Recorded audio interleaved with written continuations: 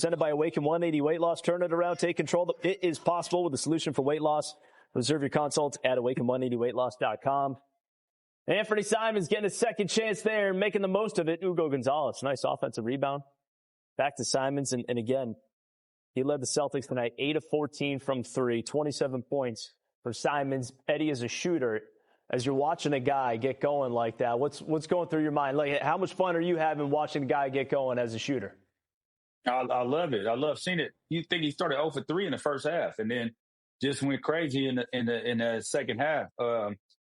Just having confidence. That's the main thing, because sometimes you could shoot the ball and be like, oh, it might not be. You still think that you're going to knock down every shot, and then next thing you know, you miss one, you miss another one. Now you look up, you're 0 for 5, 0 for 6, 0 for 7.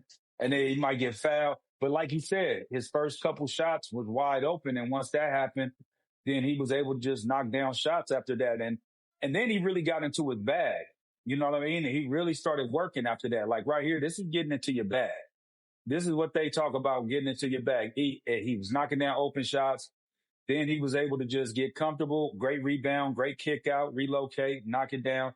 It's really fun watching that. And I'm going to tell you what's more fun than that is actually doing it. I promise. Don't know the feeling. So I think we all know the plus minus numbers were off the charts in December for Anfernee Simons. His impact is undeniable right now. And I mean, it speaks highly of what the bench is doing as a whole, but really kind of being spearheaded by Simons and kind of settling into his groove with this bench. But I just thought tonight was sort of the ultimate, right? You just needed something. You need somebody to carry. You need someone to inject a little bit. Even as the Bulls were kind of fumbling their way through, you knew they were going to kind of make a run at some point. And Simons knocking down all those threes had to be deflating as the Bulls are just trying to find their way back into this game. And so considering how jagged the first half was, just a nice little break for Simons to be able to get in there and knock down shots that consistently. If he can do that, even if it just comes on the night where everybody else just doesn't have it, on a night where everybody else is clearly gassed after a long road trip, that's such a benefit for a team and really is just vital for the Celtics bench. And what's wild is that this is 27. That's a season high for him. Previous season high was 25. All 25 of those came in one half against Orlando. The first half. All 27 of these come in the second half of a win as well. So certainly can heat up over a couple of quarters. All right, meanwhile, let's hear from Joe Mazzulla. The coach's press conference is presented by Amica Insurance, the exclusive auto, home, and life insurance partner of the Boston Celtics. Here's Joe back at TD Garden.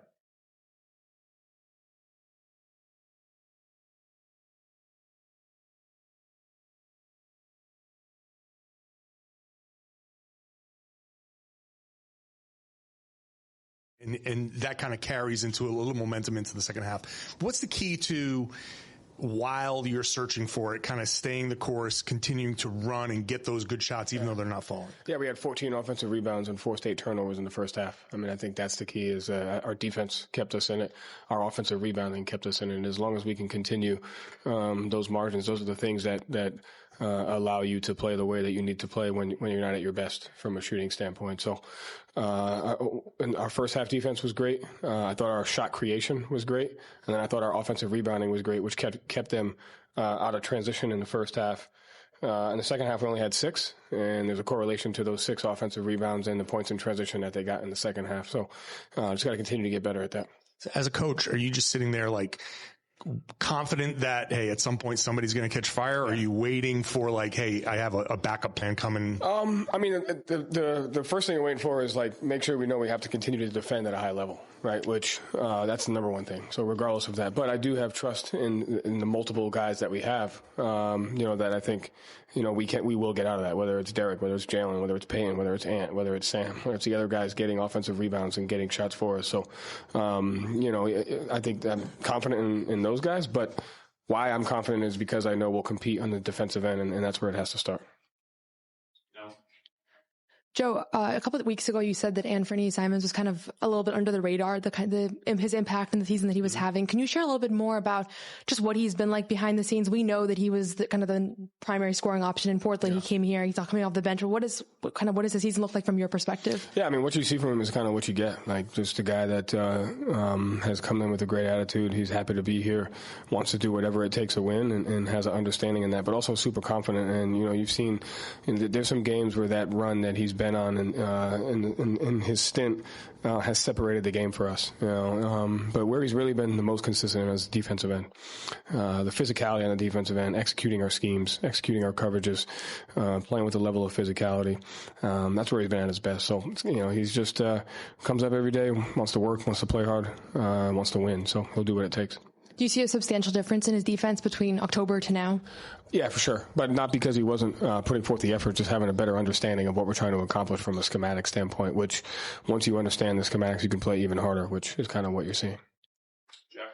You mentioned the offensive rebounds. It feels like a lot of, thought process behind offensive rebounds is like effort. A couple weeks ago, you mentioned that effort is a skill. What goes into a successful offensive rebounding night in terms of like the game plan? What guys have to do to make that work? Yeah, I mean, you got to have good spacing. You have to take good shots. So that I think that one thing about our team is we know when shots are going to be taken because we try to find good ones, and then you just have to be able to just go get the ball. I mean, there is a level of just go get it, which I think some of our guys had tonight, especially Baylor, Ugo, Jordan, and Baylor.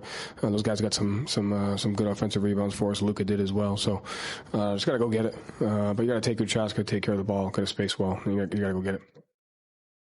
Joe, with Anfernee, what do you feel like was the biggest challenge for him adapting here, and how did he overcome that? How did he adapt to it, so seamlessly? Yeah, I mean, there wasn't one, honestly. I mean, and it's because of him. I mean, he came in with just an open mind of like, what do I have to do to get on the floor? What do I need to do to play? What do you need from me? And then it was, how can I help you? So there really wasn't a challenge. He came in with a very open mind, and he came in wanting to compete. And, those two things, you can take care of it. So it was a pretty seamless transition, but mainly because of who he is and the type of attitude that he came in with. With Anfernee. All right, let's jump into the drain of the game, brought to you by John Sewer and Drain Cleaning, the name to know when the drains don't flow. And it was the final shot of the second quarter, going into half. Payton Pritchard at the buzzer. He's back, baby. Buzzer beater P. What he does. He had 10 points at the time, put the Celtics up 21 at half, and he finishes with 21 points. We'll talk more about Payton Pritchard and the Celtics as they win the first of 4 here on this homestand. Have the Nuggets on Wednesday, but more on this one coming your way next on Celtics Postgame Live. PM, catch another edition of the Patriots Talk podcast. Tommy Kern's got the latest on the Patriots as they get set to host the Chargers in the AFC wildcard round. Let's get to the dunk of the game. It's all about the dunk. Jaylen Brown off the miss here, follows it up, and got your dunk of the game. Easiest 2 for Jalen on the night. As Celtics, again, getting this win here and getting this win despite the fact that it was a tougher shooting. I mean, Jaylen Brown and Derek White were the story in their last win that we saw the other night against the LA Clippers. Those two guys were just 9 of 39 from the field tonight, so you needed guys like Anfernee Simons and Payton Pritchard, who we saw just before we went to commercial, knocking down that late 3. Payton Pritchard stepping up with 21 points, Eddie. Hitting that 3, going into the locker room there at halftime. I mean, I know that gets us all riled up and excited. What does that do for a team when you close out a quarter like that, especially with the emphasis they put on closing out quarters? Well, especially, think about this, especially when we wasn't closing out the quarter until he knocked down that shot. We gave up a couple threes. We turned the ball over a couple times, unforced turnovers where we were trying to make extra plays and, do what they call the home run play. But I thought that was huge for him, and it was 3 guys draped on him. And, he knocked that down. But what it does for the team, it boosts the morale in the team. You go into in halftime knowing like, okay, we got a nice size lead. Dad hit the shot. The crowd's going crazy because you're at home. And then also for yourself, you feeling good. You like, okay, I need to keep going. I need to keep rocking. Right, that shot right there. And, guys give you a high five. That feels good. So you feel that energy and you just try to keep that rolling. He was 4-7 from 3 tonight. So got it done from behind the arc. But he's found so many different ways to score. Right? Does anything surprise you anymore about the variety that he has in his offensive game at this point? No, not at all. Not at all. I've seen Payton play since he was at Oregon. He's stronger right now. He's a grown man, but I watched him play when he was in college. I've seen him play in high school. This is his game. This is the way he plays. He's going to knock down open shots. He's going to get to his spots. And because he's strong, he's able to create a little bit of space no matter what. And he's crafty right there with nice pump fake, knowing that Mazzulla is the guy that's going to be jumping in the air, trying to block shots. And he just, very smart, high IQ basketball player, understands the game, understands the feel for the game. And he just out there, he balled it. And we needed it. He was efficient tonight, 8 for 17, 4 for 7 from 3, like you said. But he did have 6 rebounds. He had 5 assists and 0 turnovers. That's the key. He had 0 turnovers with those 5 assists. So, I thought he had a really good game tonight. Very efficient, very effective. And the other thing, too, going the Celtics' way, and Joe Mazzulla mentioned it briefly in his press conference right there, was the offensive rebounds, especially in the first half. But they end up with 26 second-chance points. So that was a huge factor for this team. We started the season by talking about how the Celtics going to keep the opponents off the boards. Instead, they took advantage of Chicago all night long, Eddie. Well, yeah, sure. Once it started, it's almost like if you miss shots and miss free throws, it's contagious. And I think that what was contagious was the offensive rebounding. You had everybody chipping. I think Garza ended up with 3 offensive rebounds. Ugo came in his time that he was out on the floor, had 4 offensive rebounds. We just talked about Queta. He had 6 offensive rebounds that pretty much started it. And so everybody chipped in. I thought, Jaylen Brown had 3 offensive rebounds. It's all over the place. Simons chipped in with 2 offensive rebounds.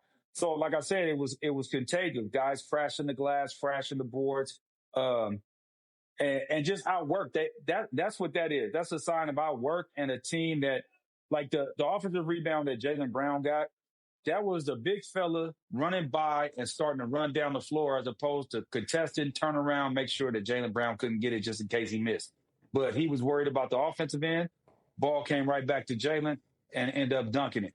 And so when you look at those things right there and everybody that chipped in, that just lets me know that we were outworking them. Like we were a little bit more focused and we had a lot more energy than them.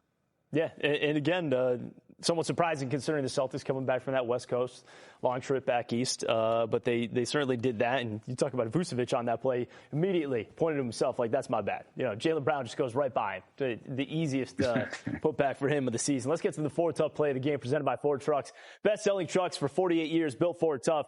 You saw it a second ago, but Neemias Queta, he had 13 rebounds in this game. I think 5 of them came on this one possession. Not quite, but he stuck with this offensive rebound for the first 2 points of the game off the Payton Pritchard miss. Check out the work by Neemias Queta. That one. Moses Malone action, God rest his soul. There's 3 for Neemias Queta on your Forward Tough play of the game. 13 points, 13 rebounds in the double-double for Queta. Meanwhile, the Celtics, as Eddie mentioned, got a win. The Knicks did not. What does that look like in the standings? That and more coming up next here on Celtics Postgame Live.